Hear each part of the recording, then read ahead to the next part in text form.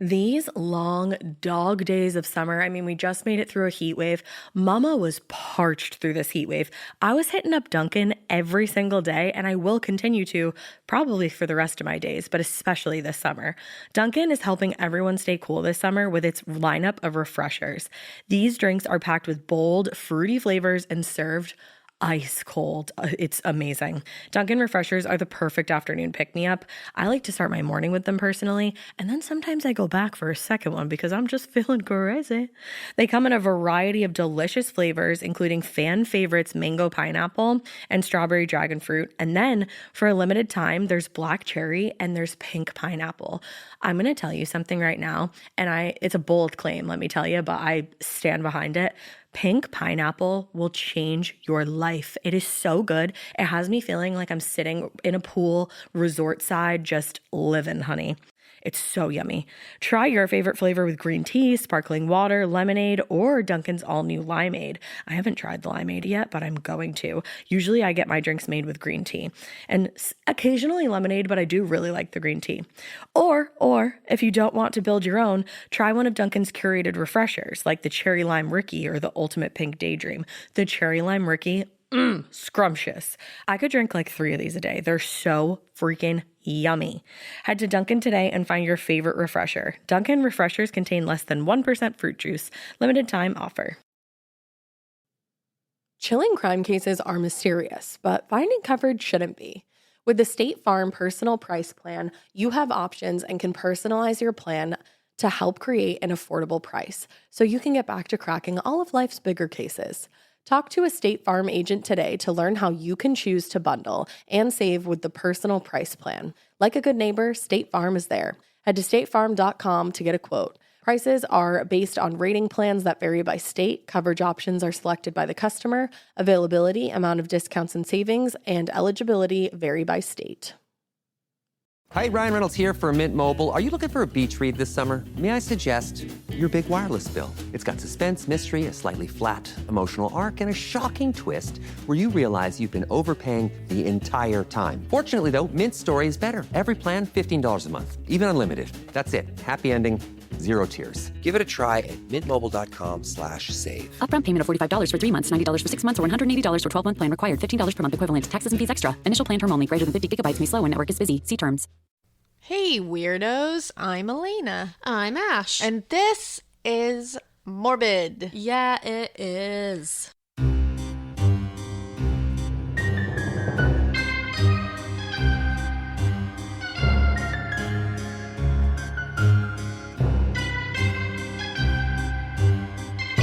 It's like spooky edition Morbid. It is spooky edition because, it's the month of October and I figured most of the time we do true crime. Yeah. But every now and then we'll do like a little haunted area of the world. Yeah, and we've only done a handful of those. But sometimes they're so much fun. Yeah, and I feel like because we do 2 episodes a week, let me just brush that dirt off my shoulder real quick. No, I'm totally kidding. But because we do 2 episodes a week, we figured the month of October we could kind of switch it around and do something fun and do 1 murder case a week, like true crime. Yep. And then 1 paranormally spookier case a week. Yeah, just for the month of October. For spooky season. So for the next couple of weeks, you're going to get 1 spooky thing and 1 true crime. Yeah. Because why not? It's fun. I love it. Ghosts are Halloweeny, so let's do it. I mean, most of our listener tales are paranormal. Yeah. 9 out of 10 times we get a and paranormal they're fun one. as hell. And they're hella fun. And maybe we'll do we could do witches, ghosts,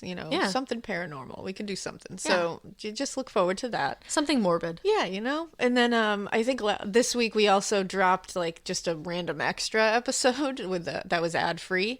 That was the Samhain episode. No, and Sam Hain. The Sam Hain episode. And the origins of Halloween. And we will just do that every now and then whenever we can. Yeah. There's not going to be a schedule for it. We're not going to promise anything. We're just going to tell you every once in a while we'll try to drop an ad-free one in there whenever we can. We'll just be like, woo, here you go. Have it. And you know why? Because we love you. And we cherish you. And we appreciate you. And we want to stroke your hair. We do. I ran out of things to say. But we do. We want to stroke your hair. We do. So we hope it seemed like everybody enjoyed that one. That one was a fun one. It was fun. It was fun to research and it was really fun to talk about. So I'm pretty excited to like do egg yolks with you. yeah, there you go. Yeah. And people were telling us about this. And also a lot of people requested the Day of the Dead, Dia de los Muertos. Oh, good job. And I think that's a great one to do. Yes. So I'm going to do it. Are we going to do it next week? I think I should do it next I week. think so too. I think I should. So I think you I'll do that for like the creepy, like haunted episode, and I'll do a true crime episode. Exactly. There you go. Just planning on the air. And we'll see what happens, but you're gonna get it. Yeah. I October's fun because we can kind of like switch around what we already had planned and fit Yeah. in some more spooky stuff. So thank you guys for recommending that and suggesting that, and we're excited to do it. Yeah. So without further ado, Boom. So it's the spooky episode time. it is the spooky episode time. I have to tell you where I came up with the idea to do this. You do. It all started at Target. Sure did. Where I was As most great ideas start. As most of my great ideas. Yes. So I was at Target in the checkout line, and Annie was like buying all our stuff, and I was like, oh my God, so nice. And then I saw this magazine. And normally I don't buy myself magazines because they're ridiculously overpriced. Sure are. But I said, Annie, will you buy me this Life magazine with the 15 most haunted places in the world? Oh, love And she said yes. And so I got it. And she said yes. And then I was reading through it, and I found this place that I'm going to talk about. Ooh. And it's England's most haunted home. Ooh, I'm ready. So I'm here. I was like, I have to tell the weirdos about this. Oh, I'm so excited. You might already know. So the Borley Rectory, like I said, is often referred to as England's most haunted home. We love the most haunted anything. So it was built by this reverend named Henry Dawson Ellis Bull, because everybody back then had 4 names. Yes, I trust him immediately. Do you? No, there's really no reason not to trust him. Cool, because I felt trusting of him. Good. Well, he built this home and it was completed in 1863, so we're in the Wayback Machine. Wow. Henry was the rector of Borley Church nearby, and he was a husband and a father to just 14 kids. Oh, just a little handful of kids. Just a couple of kiddos running around. Just a strong handful of children. So they needed a big old house to fit They them all sure in. did. So they were like constantly adding more rooms and more construction. But like I said, it was finally done in 1863. It's like the Winchester Mystery House. Yes, exactly. Keep adding on Except rooms for kids. Less upside down things. Yeah. The home itself was built on the grounds that used to be home to another rectory that was the Herringham Rectory. I probably said that wrong. I like it. Thanks. And before that, it was said to have been another building and that nobody like remembered. And then before We didn't give a shit about that other building. Yo, fuck that building. Fuck you, other building. And before that, well, nobody really knows. Oh. But there were rumors that the grounds were also once home to a monastery where this really good-looking monk was living. Oh, we love a hot monk. Oh, so hot We right now. love it. Oh, monks. So hot right So now. hot right now. Well, and down the street from the monastery happened to be a nunnery because the olden days. Oh, shit's about to get wild. And wouldn't you know it, Alaina, Oh, I know it. there was also a good-looking nun who Oh. lived there. We love a hot nun. So the two of them crossed paths one day and they were like, holy shit, we're both so attractive. Also, we're nice people. So we're in love. Oh, I love that. Isn't that so sweet? I want them to work out. And then they were like, let's run away and get married. I love that. Duh. I mean, they had a few like rendezvous in the woods before that whole marriage talk, but you get the point. Hell yeah, they did. Yeah, they rendezvoused in the woods. They both were hot. And then they were yeah. like, let's get married. Let's get it. It is not a ghost story or a haunting without a monk, a hot monk, Hot a hot monk. nun, and some rendezvous in the woods. Hot rendezvous. Yeah, recipe for a beautiful haunting. I'm ready. So they make this whole plan together, and they actually got like this friendly coachman who was going to whisk them away into their new life, and they would have lived happily ever after, but some shit went down. Fuck. Because it's haunted, so duh. So there's a few different accounts of what happened. One is that they got in a fight and that the monk strangled her. Oh, hate that. And then he got caught and was hanged for his crimes. But I don't believe that because love. because they were in love. And monks are known to be like very chill people. So I feel that way. I feel like he didn't like strangle her. Yeah. And love. Another version of the story is that they were caught together, and because neither of them was supposed to have a love life, the monk was hanged for his crimes. So either way, he gets hanged. And then the nun was boarded up in the cellar of the monastery. Holy shit. Like, they just like boarded her up Edgar Allan Poe style. I mean, that's the story I'm going with. Oh, yup. Because it involves them like getting caught in their love, which I'm like, you still love each other. Yeah, no matter what, it ends with love and someone else some screams. was the one who did something terrible. Yeah. And I love a good Edgar Allan Poe, like Catacombs. H.H. Holmes, board up in the wall kind of situation. I'm surprised that you didn't just yell at me for saying catacombs. Yeah, I just was going to let it go. The catacombs. Catacombs. So she was boarded up in the wall, and that's sad. That's a bummer. But there's like a big problem with this entire story because there's no record of a monastery ever being on the grounds. Oh, shit. Ever. And then there's no record of a nun being killed that way. They're sentenced for anything. So, I don't know. Womp womp. But there is a record of a nun haunting the shit out of the Borley Rectory. I bet it's her. So, we're back to the home. I told you, it was huge. It had more than 20 rooms. There were stables on the ground, a cottage, and everything was on 9 acres of land. So I bet he had a great office. I need an office. I bet he did have a great office. A lot of rooms. I didn't even think of that. He make a really great office with that many rooms. He was cool as shit. So Henry Bull was rumored to have built a cottage facing the woods and to this particular path that the family referred to as Nun's Walk. This is amazing. So he built this specific thing to look at this place that they called Nun's Walk. Yes. Because he wanted to communicate with the ghost of the nun. Yes. He just wanted to talk to her so bad. This is great. On multiple occasions, he had seen her walking along the path of the woods, but he was never able to talk to her. Oh, man. He tried all the time to talk to her. He should have put an ad in that, like, missed connections thing. I know, right? Hey, if I was his wife, I'd be like, ghostly nun. why do you want to talk to this nun so bad? What's this nun got that I don't? What? You have 14 kids. I think I gave you all of those. What, she got an eternal afterlife? I don't... What the fuck? I love it. So he would see her and she would just disappear, and he never got the chance to talk to her. Wow.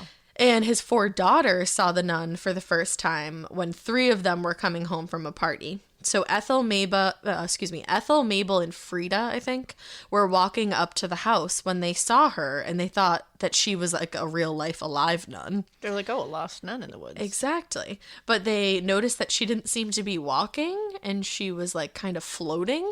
And she didn't... It's different. It is different. You don't see that every time. And she was floating, and she didn't look very happy. All right. So they got freaked out a little bit. I definitely would. And they ran inside to get their older sister, Caroline. And Caroline was like, you guys, it's fine. It's probably, like, remember, they're in a rectory, so it's not crazy to see a nun on the grounds. No, definitely not. And they're like, it's probably a sister of mercy, like, running an errand for the church, or she needs something from dad. Just like, levitating. it's all good. She's just levitating. Hashtag nun shit. You probably just can't see her feet, and you guys just got back home from a party, so who knows? So you might have got turned. Maybe you got turned, like 1900 style. Or at this point, 1800 style. Whoa, that's a different kind of turn. They were probably drinking hooch back then. So Caroline ran out to see what the nun needed because she was a good Samaritan. Oh. And as she was running out to talk to her, she like was running up to her. She sees her. The nun just disappears. Poof. Oh, gone. That's different And Caroline, than a normal nun. That's different. So Caroline was like, cool. Chilling crime cases are mysterious, but finding coverage shouldn't be. With the State Farm Personal Price Plan, you have options and can personalize your plan to help create an affordable price so you can get back to cracking all of life's bigger cases. Talk to a State Farm agent today to learn how you can choose to bundle and save with the Personal Price Plan. Like a good neighbor, State Farm is there. Head to statefarm.com to get a quote. Prices are based on rating plans that vary by state. Coverage options are selected by the customer. Availability, amount of discounts and savings, and eligibility vary by state. Hi, Ryan Reynolds here for Mint Mobile. Are you looking for a beach read this summer? May I suggest your big wireless bill? It's got suspense, mystery, a slightly flat, emotional arc, and a shocking twist where you realize you've been overpaying the entire time. Fortunately, though, Mint's story is better. Every plan, $15 a month, even unlimited. That's it. Happy ending. Zero tears. Give it a try at mintmobile.com/save. Upfront payment of $45 for 3 months, $90 for 6 months, or $180 for 12-month plan required. $15 per month equivalent. Taxes and fees extra. Initial plan term only. Greater than 50 gigabytes may slow when network is busy. See terms. And they told their dad, and he was like, oh yeah, that's the nun that I built that whole fucking cottage out there to look at. He's like, oh, that's my girl. My girl, you seen her too? So everyone who had been to the Borley Rectory had something to say about it, and it was known in town as a haunted place to avoid. Ooh. Nobody wanted to go there. Which makes everybody want to go there. I know, because I found stories about parents not letting their kids walk past the rectory after dark. Stories of people seeing the nun leaning over the gate in the front of the property, almost like she was waiting for someone. Oh. Her monk. Oh, Or her monk. people saw a man standing up in one of the windows of the home, but there was like not supposed to be a man up in that window. Ooh. And it wasn't like one of the kids or Henry himself. It was her monk. Yeah, I don't know who it was. It was him. It was a man's up in the window. And the sightings of the man became so frequent, and the family was like getting freaked out with the man watching them, like from the upstairs window. So they boarded up the window. Holy shit. They just straight up boarded it up and like left it. And they were like, KK. Do what you gotta do. Right? So in 1916, a man named Edward Cooper and his wife moved into the rectory cottage. And Edward was working for the family as a gardener and a coachman. And a coachman, if you don't know, is just somebody that like drives the horses for you. Yeah. Or like he's a goose that turns into a man and then drives you to the ball. And then he says, I can't drive, I'm a goose. And if anybody you don't has know that children. reference, you don't have kids. And you're not a TT. Cinderella. So you can't drive your goose. So they only lived there for 4 years because things got weird right off the bat. I'm ready. Are you ready? Oh, I'm ready. So they'd get into bed at night, and Miss Cooper right away thought that she was hearing voices and footsteps above the bedroom. And for a while, she chalked the footsteps up to like rodents that broke in or like a cat somehow in the attic. Gross. So she was just chalking it up to all that. But one night, the noises were super loud and really disturbing her sleep. And they continued into the next afternoon. So she was like, okay, like what the fuck? Yeah. So she and Edward went up to see what was making all the racket. And when they got up there, they found nothing out of place. No sign of any cat or rodent or anything at all to suggest that anything had been up there. So it was, everything was untouched and completely fine. That's like when we heard recently the noise and went up there. I was so thankful to see something on the ground. That's what it reminded me of. I thought of you. You want to see things amiss. Yeah. So you're like, okay, the wind, an animal. A cat. So just that. Anything. Yeah. Nothing for them. Ooh. And then another day, Edward came home and he said to his wife, he was like, oh, like, did you see a nun walking about the rectory today? And she was like, nah. And he was like, cool. So I'm going crazy. Oh, fun. I'm going nuts Awesome. now. I'm nuts. So, because that day he saw a nun and it looked like she was headed toward the road, but she had come from the back of the rectory. So he, like the wife would have seen her. Yeah. Like if she had taken that path. And he said when he saw her, her movements, like there was something really strange about them. Because she was fucking floating, probably. Oh, it makes me think of like those horror movies where the ghosts or like something will make those jerky, weird, like almost like glitchy movements. Yes, That's what I was just thinking It of. freaks me out. Or it just makes me think of The Craft when they start to levitate and they're like And her toes feet are pointed like, in the scary boots. And it's like scratching against the floor. It's weird because I wasn't freaked out when I was like researching this in my brand new apartment, but because we're in your old ass home with like a boarded up wall right there, I'm pretty nervous. And it's from 1860. It's Great. from like the same time that this all started. But we're not in England, so that's we're good. not. So he was like, wow, Unfortunately. that nun looks like strange. I should follow her. Where is she going? Yes. And he followed her to the road, but she just disappeared while he was following her. And he was like, hey, I think I lost my mind. Yeah, I So would that's think good. that. And they weren't the only ones who saw things. The family kept seeing the nun walking about the property. They would hear banging, crashing sounds. They'd see, quote, eerie black shapes. Ooh. Yep, in the house, out of the house. A maid who worked there said she woke up on her first night ever in the house, because she heard slow, deliberate footsteps coming toward her bedroom. And they stopped, like, and when they stopped, they would have been right in front of her door. But there was nobody. She didn't see anybody. So the next morning, she woke up and, like, asked the other maid. She was like, oh, I bet they were playing a trick on me because it was my first night, like, initiation into maiding. Into maiddom. And everybody was like, no, like, this place is haunted as hell. Bitch, no. Bitch, nah. I would have been like, and I quit. And I'm done. So they were like, yeah, it's probably one of the Borley ghosts. Then in 1892, Henry Bull passed away. Aw. R.I.P. R.I.P. I know. You trusting son of a bitch. I know. Just trying to communicate with these ghosts out here. Yeah. Well, no fear. His son, Harry, took over as the rector. So the family still got to live there. Harry lived another 35 years in the rectory, and the hauntings continued. Nothing stopped. Damn. One of his friends would like spend time in the rectory if he was vacationing, and he remembered seeing stones falling from nowhere, objects moving by themselves, the nun herself, and the coach driving by with headless horses. Oh, that's amazing. Imagine seeing that. Holy shit. I wouldn't say I'm nuts. I'd be like, holy shit, I done seen this. I would paint a watercolor painting of that immediately, like from memory.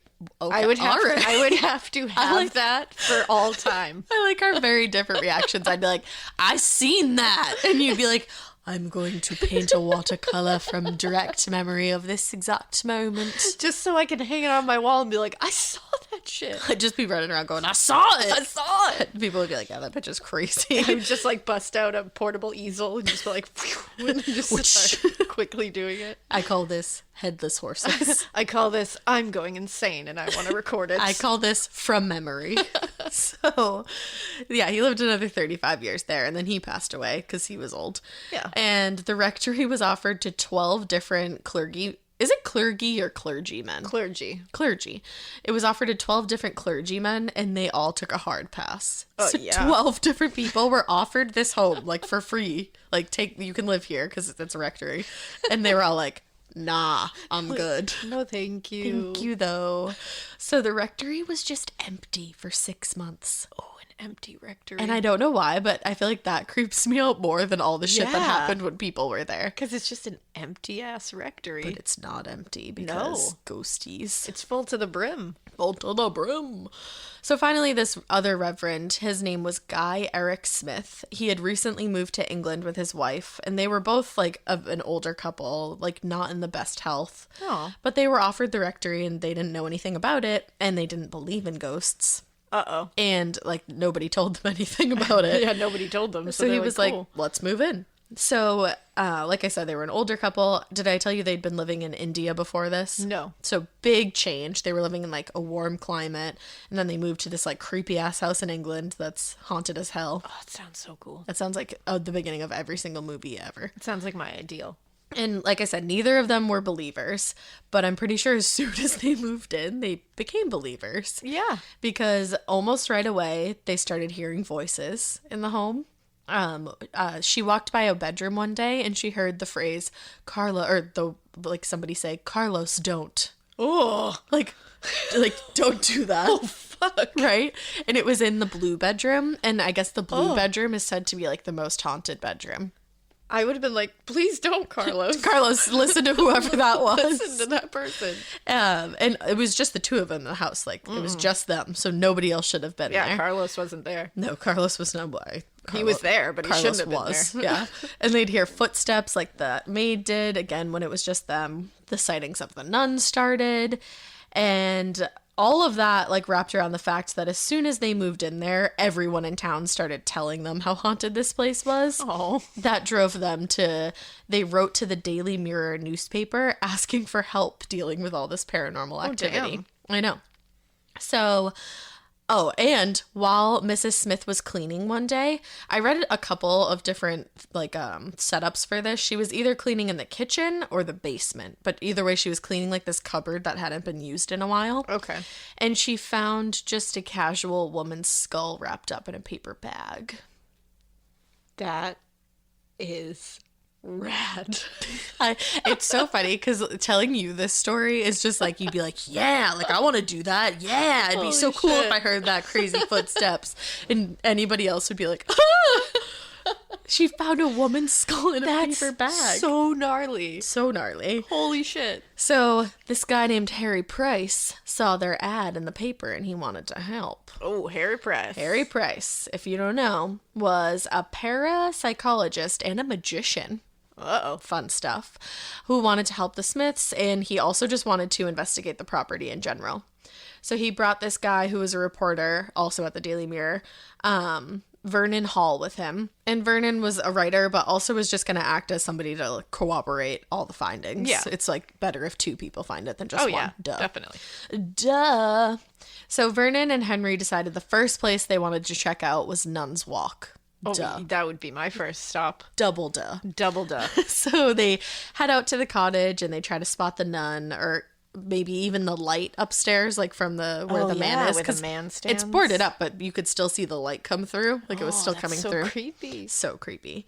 So they're like, I want to see something. And while they were out there, Vernon thought he saw the nun, but Harry was like, I don't know if I saw her. Like, you're being a little crazy. Yeah, I think you just want to see her. But what did happen right away, like right after they had that conversation where Harry was like, oh, I don't think I saw her, a fucking half of a brick smashed through the roof and fell to the ground next to them. Oh. And like it was like the nun, like, oh, you didn't see me, motherfucker? Oh, you didn't see that? Here I am. See that brick I'm right there? right here. Wow. Isn't that nuts? What a badass. So it smashes to the ground, and they headed upstairs to investigate, to like see like where that came from. And they hear this loud crash, and then a glass candlestick came flying down the stairs at them. What? Yes. So Harry Price like was just kind of used to this activity because he's a paranormal investigator, and he was like, okay, what we have to do is head down. This episode is brought to you by SoFi, the all-in-one finance app to bank, borrow, and invest. Say goodbye to account fees and give your bank balance a glow-up with a SoFi high-yield savings account. Get over 8 times the national average savings rate and an epic welcome bonus when you sign up with eligible direct deposit. Sign up at SoFi.com/SXM. SoFi checking and savings offer through SoFi Bank N.A. member FDIC. Terms apply. Adobe Firefly is the all-in-one creative studio with AI-powered image and video editing for today's creative process. Built for creators of every kind, Firefly helps you generate, edit, and experiment fast. Because the asks aren't getting smaller, the budgets aren't getting bigger, and the timelines, oh yeah, still tight. With all the best creative AI models in one place, Firefly brings your ideas to life. Unlock a better way to make with Adobe Firefly. Stairs. We got to turn all the lights off. Obviously. Because he wanted to pick up even more activity, and ghosts love the dark. So, Of course. duh. So they're waiting for more activity after they turn the lights off, and Vernon complains that someone hit him in the head. As soon Vernon. as they turn the lights off, he's like, I just got hit in the head. Somebody's hitting me. And then they started hearing something roll down the stairs. Oh. And it was a mothball, but nobody else was there. It was just them. So a mothball rolls down the stairs, and then the servant bells just start fucking ringing. What? But they're not attached to any of the, like they weren't in use. So normally they'd be Holy attached to shit. something, Yeah. and that would be how they rung, but they weren't. What? So they're just ring-a-ding-dinging on their own. What? And Miss Smith had told the investigators that the bells had been doing this the whole time. So they were like just waiting for this. And then keys that had been in the locks of doors. You know how like in old houses, normally the They'll keys be in there. stay in the Yeah. doors? They all fell out of the keyholes at the same time. Ed and Lorraine Warren wish. Yeah, they They could never. That could never. Holy shit. Isn't that crazy? I am into this. So this is probably like needless to say, but the older couple had enough and they moved out of the house in my God. 1929. Good for them. So they had barely lived there a full year. Yeah, no thank They you. were like, peace out. So when the Smiths left, the church, again, had a hard time getting anyone to move into the home. And the rectory was empty for another 6 months. Oh my God. And then a cousin of the Bull family, the original Bull family, moved in with, it was this guy named Lionel Foyester, his wife, and their daughter Adelaide. So Lionel Forrester's wife was Mary Ann, and they had it the absolute worst in the house. Oh, no. Like, shit went nuts. As soon as they moved in, shit was going crazy. There was crashing sounds, footsteps, more bell ringing, even though they were still disconnected. Apparitions. Now there were strange odors in the house. Ugh. And that's like some Ghostbusters That's shit. some like demon shit. Physical assaults, including Adelaide being locked in a room on her own. And she was 2.5 years old. I know. And something new. Messages on the walls that were addressed to Marianne. Get the fuck out of here. And they said things like, Marianne, help, please get. And then another one said, Marianne, light mass candles. I'd be like, okay. I'd be like, I'll do anything what you do you say. need me to do? So, a lot of skepticism started to surround this particular family because... do we have a Lutz family? Oh my, shut the fuck up! Do we have the Lutzes? Yes, and I wrote that. So it was getting... Immediately, I was like, uh-oh. Yeah, exactly. That's what I wrote. And I'm still going to read it anyway. You can still read it. So the haunting was getting worse. The messages had never happened before. And they were like, that's weird. And I think people thought it was an Amityville horror type deal when the family moved in and started exaggerating an already creepy story. I immediately started thinking that. Because that's the thing. It's like, this is already creepy as hell. You don't need to make it worse. Don't add to it because Yeah. it's just going to ruin it. And when you're making it seem like your family has it the worst of everybody, it's like, no. They're probably equal opportunity haunters. I don't think they're really like, ooh, let's get these ones Like, worse. what did you guys do? Yeah. So there were people, though, who still did believe the family. This guy named Edwin Whitehouse was a neighbor, and he confirmed that while he spent time there, he had, quote, seen more than enough to convince him that the phenomena at the Borley Rectory was preternatural. I mean, I preternatural? definitely think it's, for sure, I think it's like haunted, and I believe that like old couple and everything. And, Oh, like, hell yeah. But I think these ones might be exaggerating. Well, and I'll the tell you. messages I don't buy. I don't buy the messages Yeah. either. And let me just get into it. You're like, holy shit, I'm gonna get. I gotta tell you so much stuff. He went on to say that he had never seen any member of the family set up any tricks, and he didn't have any reason to believe that they would.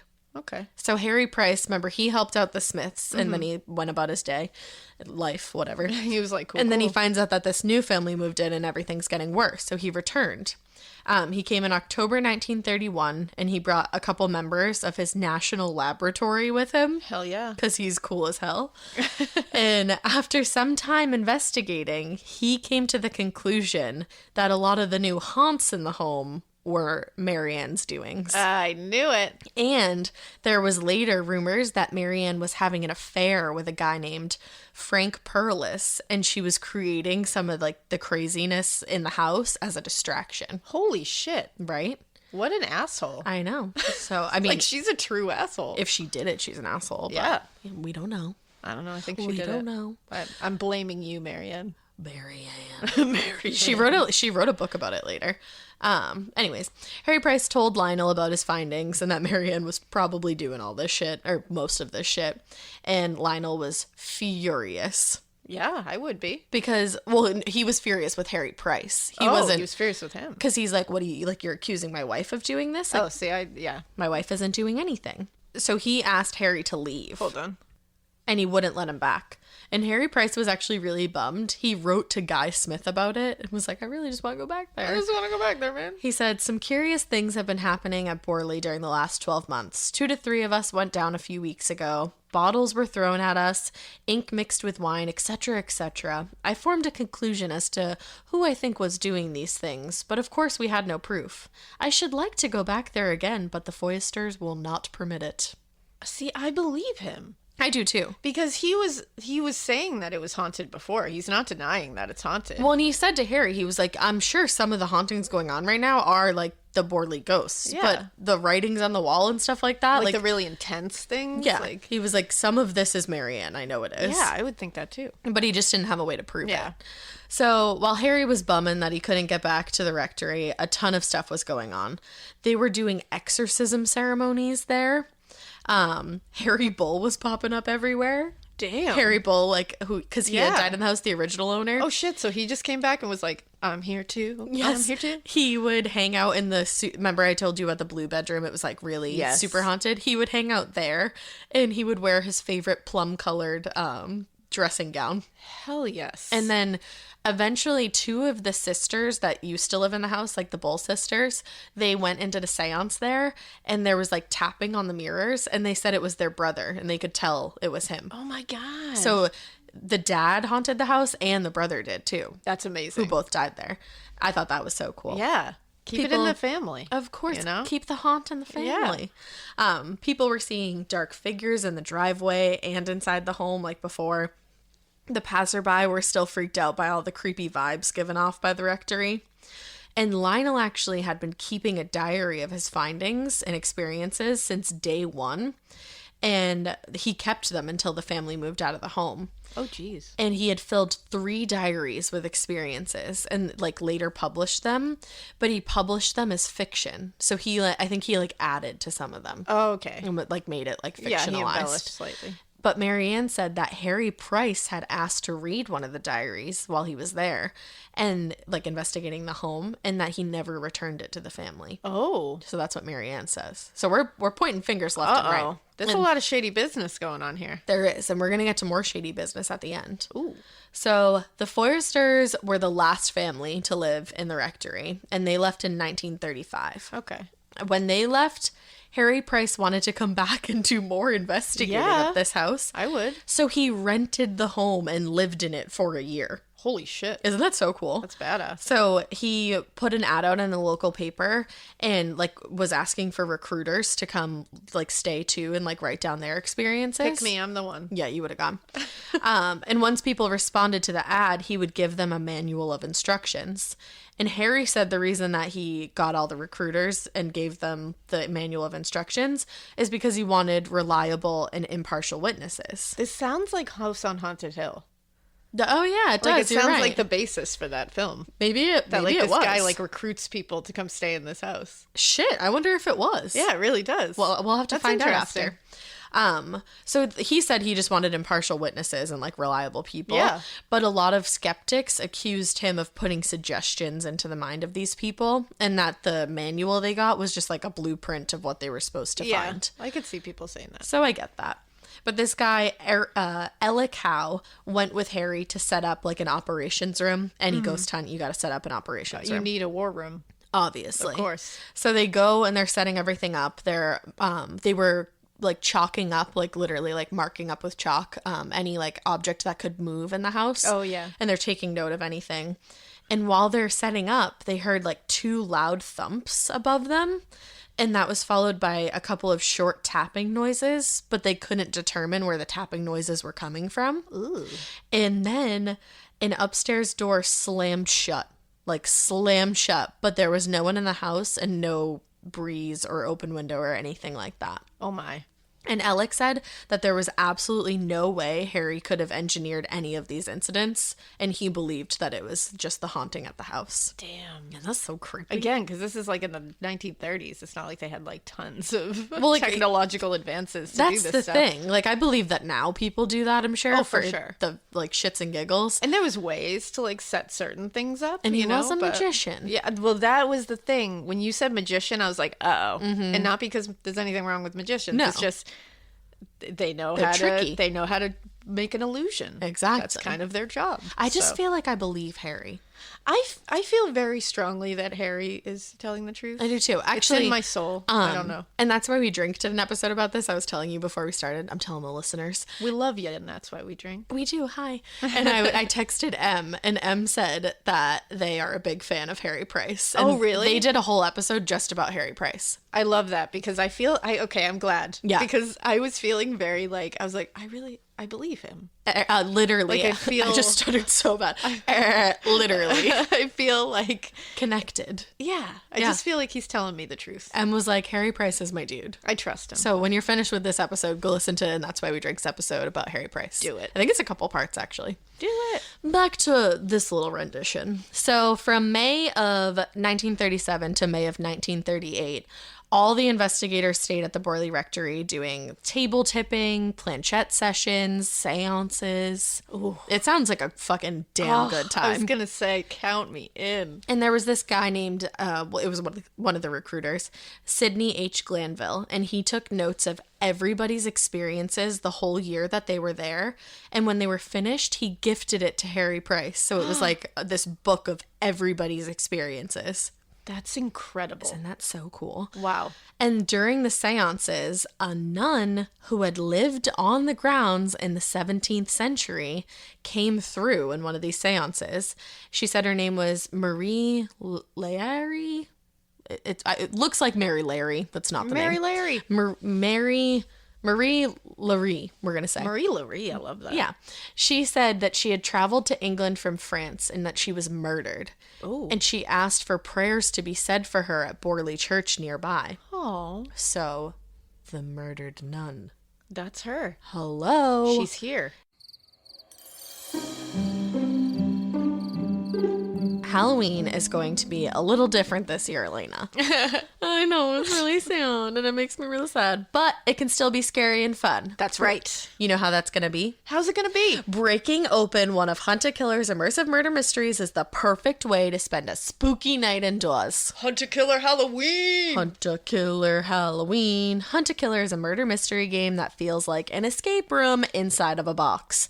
With each delivery, you're going to sift through piles of documents, evidence, audio recordings, and case files, eliminating suspects and identifying murder weapons until you crack the case and catch the killer. Basically what we do.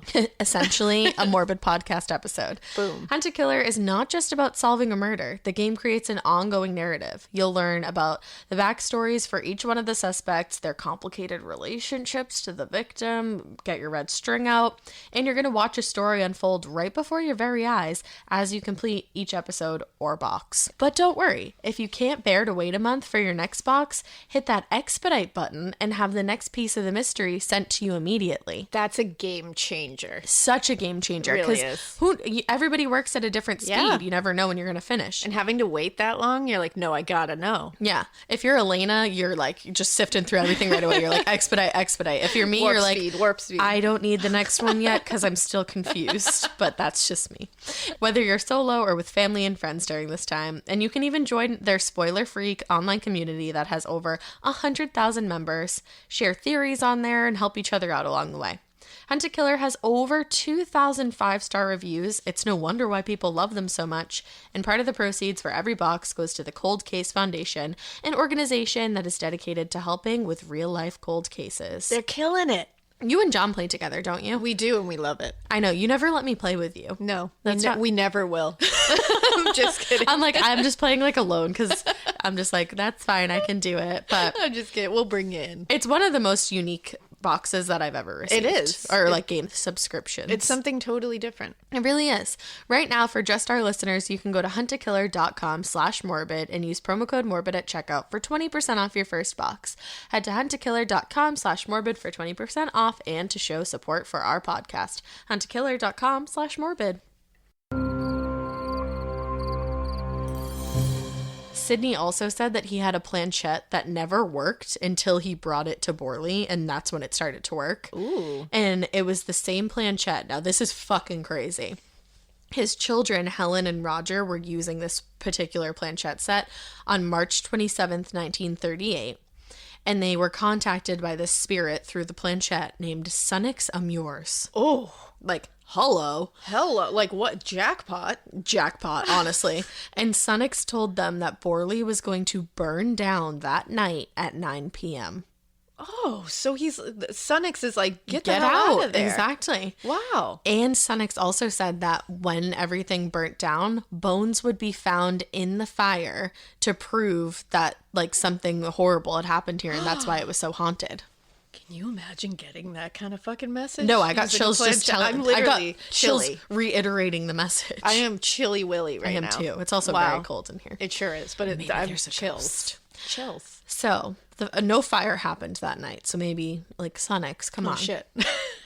But exactly 11 months later, on February 27th, 1939, a lamp had fallen over and some books had just been put away and they moved themselves and knocked this lamp over. Like, some people say somebody bumped into it, but I'm telling you the fun version. Yeah, of course. These books moved by themselves and they locked the fucking lamp over. And back then, lamps had like gas and shit in them. I didn't fully look into gas it. And shit. And so a fire happened. So the fire, unfortunately, wiped out the entire place. And when people came, because obviously people love to watch a burning building, I guess. I'm so sad. I know. But people came to watch the building fall, and they saw dark figures walking through the flames. Fuck you. That is awesome. Isn't that rad as hell? Holy shit. Just imagine don't go watch a burning building. That's a little bit rude. No, but it is, but live your life. So you're watching the burning building fall, even though I told you not to, even though you should just live your life. And you see fucking dark figures walking through the flames. That is so metal. Picturesque.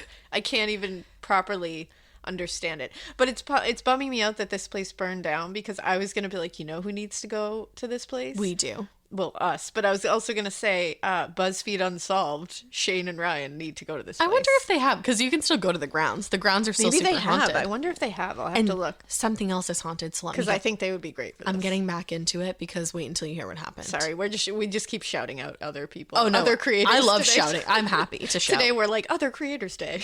It is Other Creators do Day. this. Fucking love Every Other day Creators. Every day is Other Creators Day. Ta-dum. That was so cute. Thank you for Thanks. helping me with You're that. welcome. Thank you.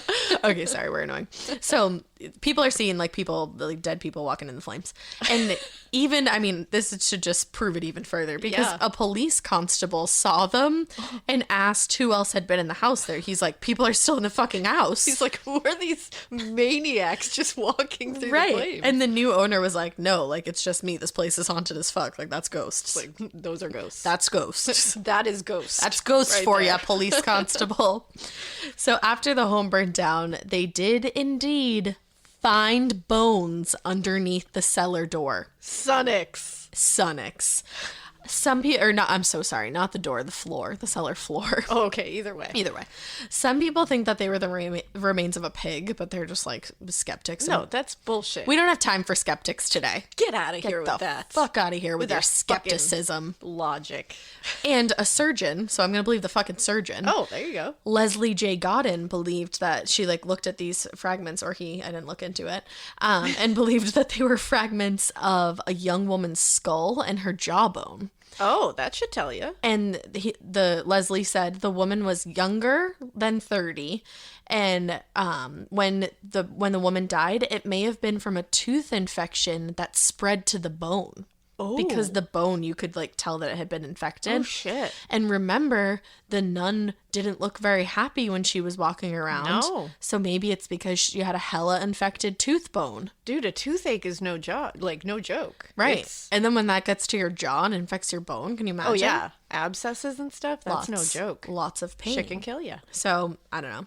But even with the discovery, the hauntings continued. The building has burnt down and the hauntings are continuing. Amazing. I love it.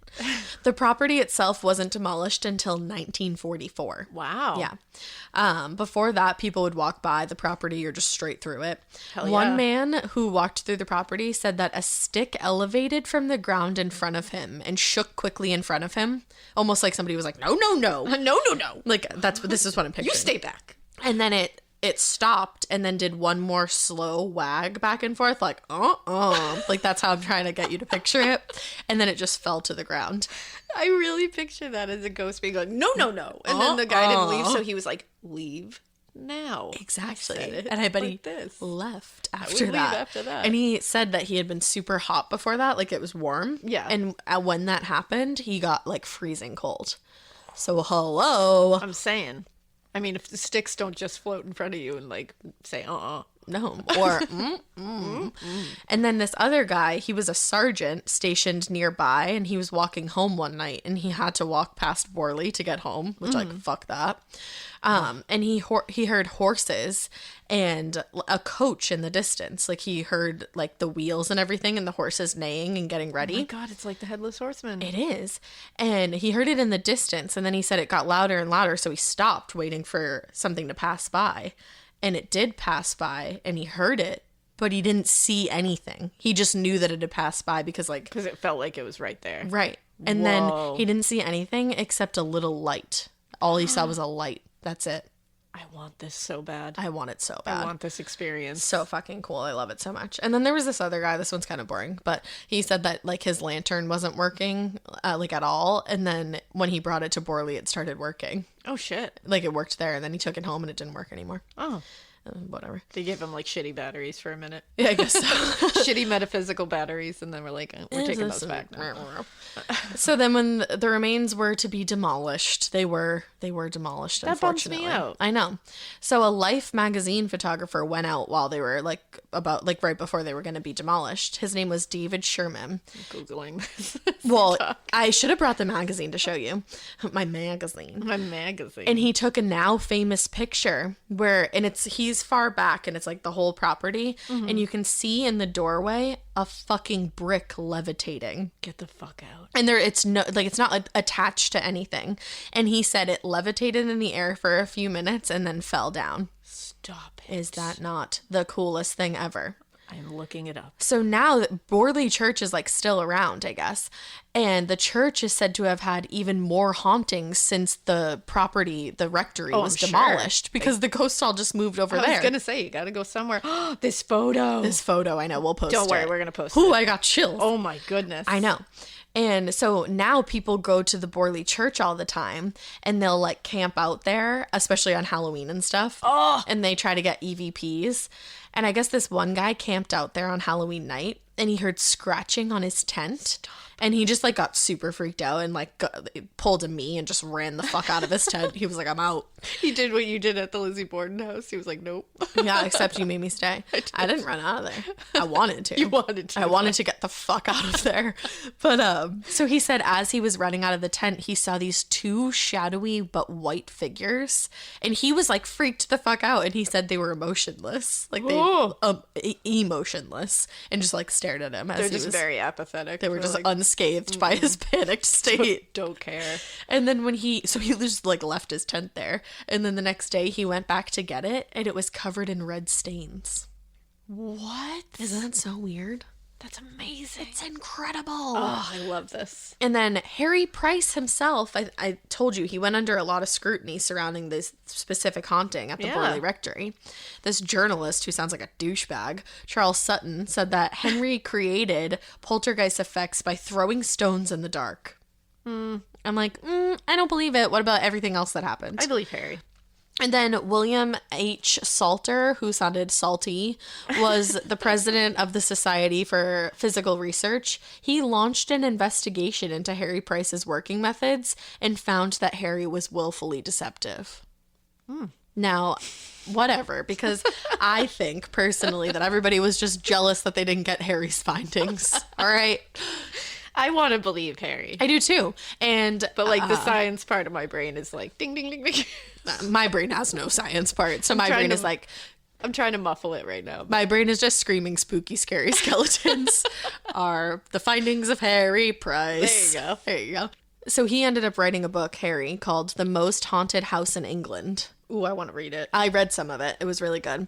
And there was a couple other books that I read that I don't have right in front of me, but I'm going to put them in the show notes for the episode. Perfect. So that is the haunting of the Borley Rectory. That is so cool. I know. I want to go to like see. I want to go. I want to see Shane and Ryan go from BuzzFeed Unsolved. I want to see that very badly. I just want all of this. Let's all go together. Let's all head out to the Borley Rectory. I think us, and we don't know Shane and Ryan, but like, hey, Shane and Ryan, do you guys want to come?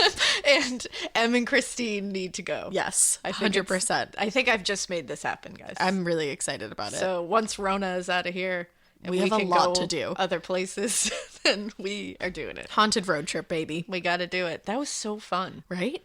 Oh. It was fun to research that too, because it was a little bit lighter than true crime. It is, yeah. Once in a while, it's fun to have just like really spooky. I mean, that's like spooky to your soul. Like that gives you chills. I was like freaked out falling asleep. Actually, I have to end this on like a really funny story. Oh, good. It's about my cat because I'm a cat lady. Of course, she's a cat lady now. Alaina this morning was like, it's really shocking just like how much of a cat lady you've become.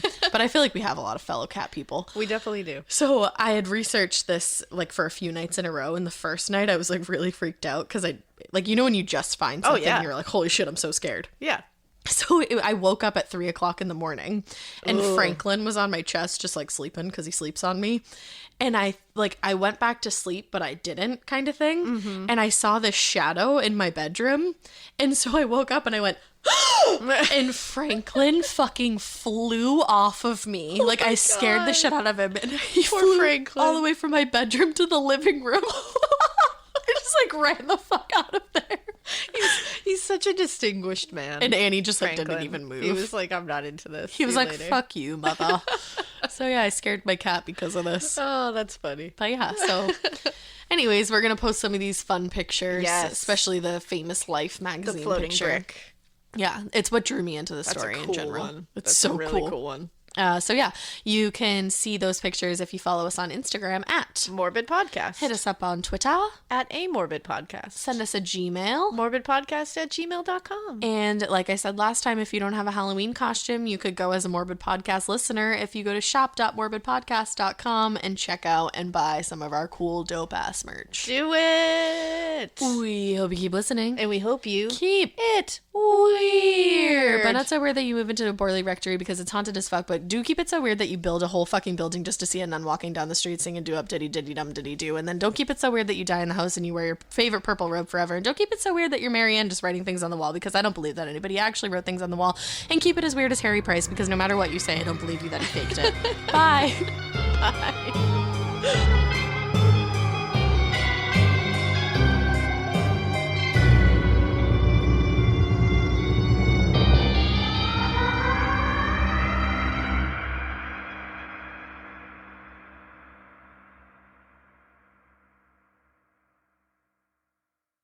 Hey, I just Venmo'd you for rent. Nice. Now I can instantly spend it whether I'm checking out online with Venmo or using a Venmo debit card. Say more. More exactly. Because the more you do with Venmo, the more you get. Like earning up to 5% cash back with Venmo Stash on a bundle of brands. So, order more pizza. The math demands it. Get the Venmo debit card. Venmo Stash bundle terms and exclusions apply. See terms at venmo.me/stash terms. Venmo checkout not available at all merchants. Venmo MasterCard is issued by the Bancorp Bank N.A.